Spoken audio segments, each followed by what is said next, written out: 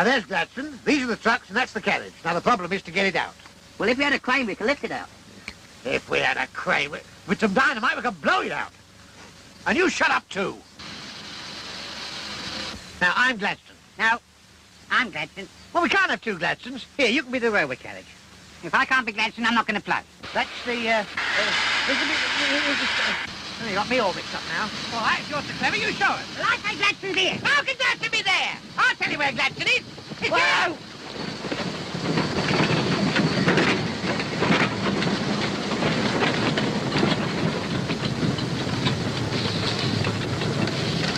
Stop. Has it? Yes. Yeah, we got to stop Gladstone too. Come on.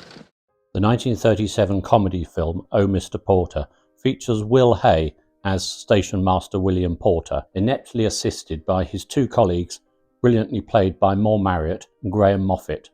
The film was a commercial success at the time and is probably Hay's best-known film today. Will Hay was born in 1888 and, like his father William, trained as an engineer. However, in 1909, and much to the dismay of his family, Hay decided to become a comedian. After a while, Hay struck lucky, developing the character of a headmaster in a series of sketches entitled The Fourth Form at St Michael's. By the middle of the 1920s, Hay was playing to packed theatres in Britain and abroad, and wealthy enough to indulge another interest, flying. This is Will Hay's logbook.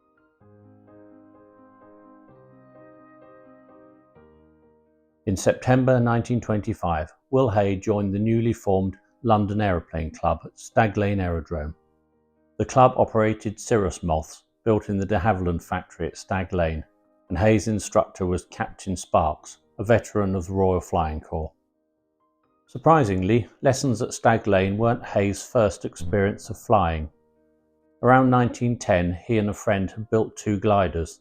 The first never flew, the second one possibly flew, although Hay admitted the bicycle wheels collapsed when they tried taking off down a steep hill. His logbook also recorded about 40 hours prior experience in Avros, presumably 504s, DH6s and Sopwith canoes. Little surprised that he sailed through his training at the London Aeroplane Club and passed his A licence test on the 14th of April 1926. After qualifying, Hay did what a lot of newly qualified pilots do, giving rides to friends and family. But it wasn't long before his friend and mentor, Captain Sparks, introduced him to handicap racing. After practice and coaching with Captain Sparks, Hay entered his first air race at the Yorkshire Air Pageant at Sherburn in Elmet on the 23rd of July 1926. Things didn't quite go to plan. Hay was sharing a moth with Mrs. Sophie Elliott Lynn, who flew in Heat 1. She flew well, but as she taxied in, another machine hit the moth, damaging it badly. Captain Hubert Broad, who a fortnight previously had won the King's Cup Air Race, offered Hay the front seat of his moth in another race. Hay readily agreed, and they set off, heading east. They'd only gone a few miles from Sherburn, passing Selby, when, at treetop height, the engine failed. Broad could do little but put the aircraft down in a cornfield, where it overturned. This photograph was taken minutes after the crash. Broad and Hay were both unhurt, and the moth lived to fly again. Finally, on the 26th of September 1926, Hay took part in his first air race, the Interclub Members' Race, at Manchester Woodford.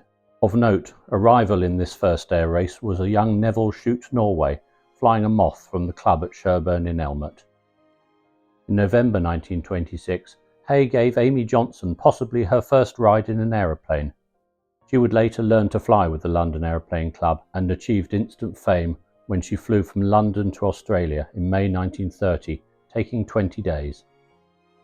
In early 1927, Will Hay was on tour in the United States of America and Canada.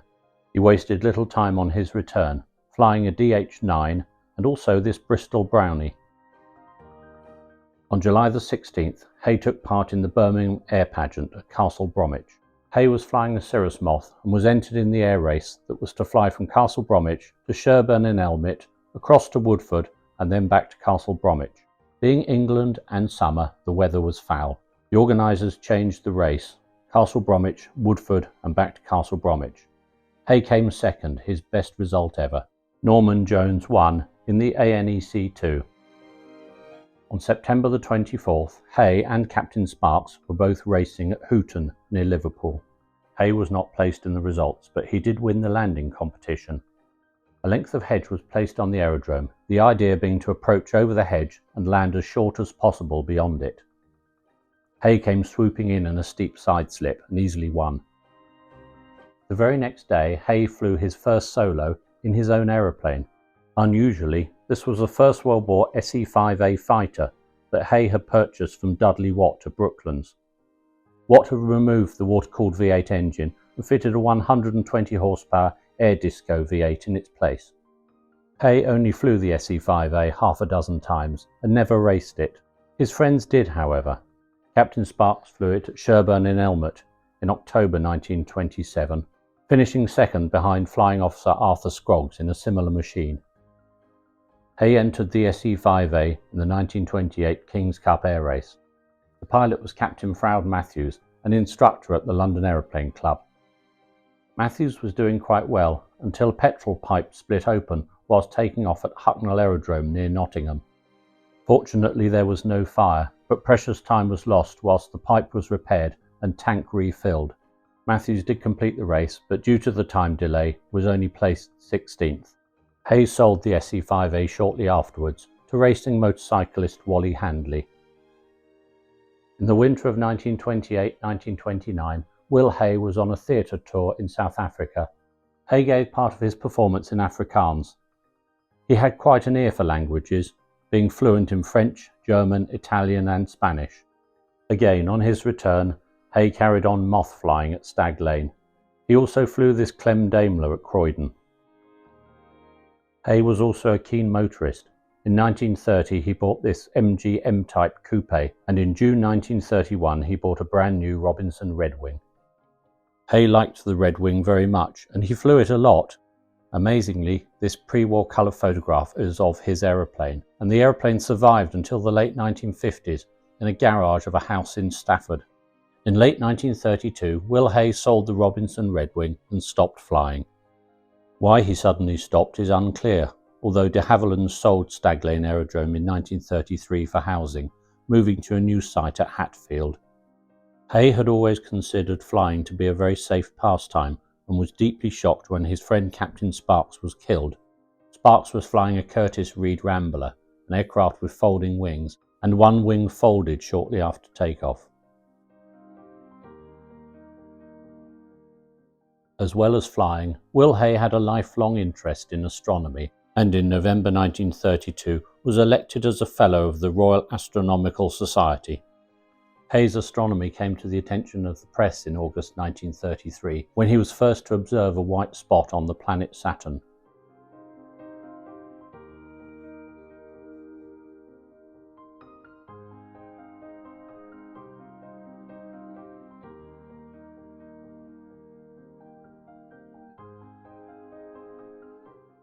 Hay treated his astronomy very seriously, mathematically plotting the course of comets and even writing a textbook on the subject.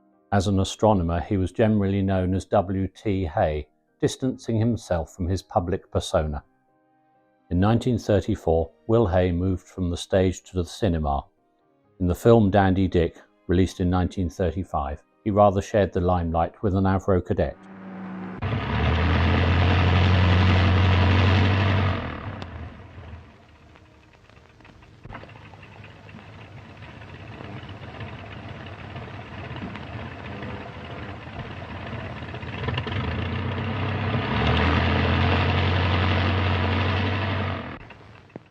In 1936, Hay made the first of 6 films with Moore Marriott and Graham Moffat. The following year, the trio filmed Oh Mr. Porter on the derelict light railway between Alton and Basingstoke.